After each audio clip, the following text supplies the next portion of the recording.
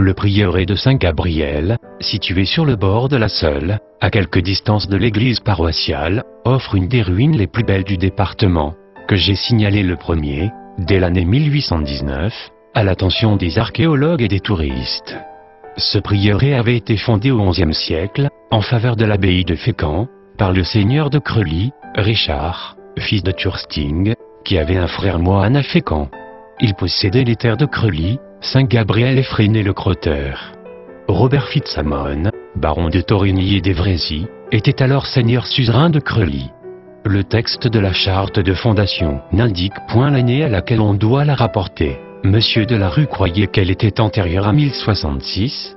Il cite un acte confirmatif de l'an 1070 entre le fondateur, son fils et l'abbé de Fécamp, par lequel celui-ci reconnut être obligé d'entretenir de moines le couvent de Saint-Gabriel et même y instituer un abbé si leur nombre devenait considérable. On ne sait ce que devint cette première famille de Creully.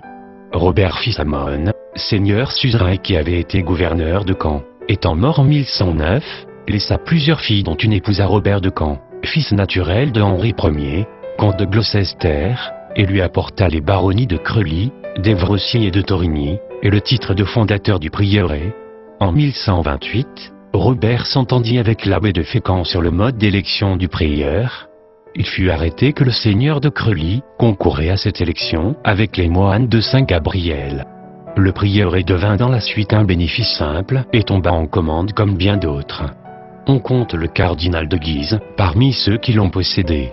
Bâtiment du prieuré. Les constructions du prieuré consistent en plusieurs corps de logis, distribués autour d'une vaste cour et dans une église en ruine. L'entrée qui paraît du XIIIe siècle attire d'abord l'attention. Elle consiste en une grande et une petite porte. La grande porte offre un arc surbaissé et des colonnettes du XIIIe siècle. La petite a été refaite extérieurement.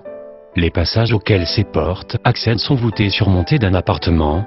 La corniche du bâtiment est ornée de modillons plats dessinant des arcatures ogivales.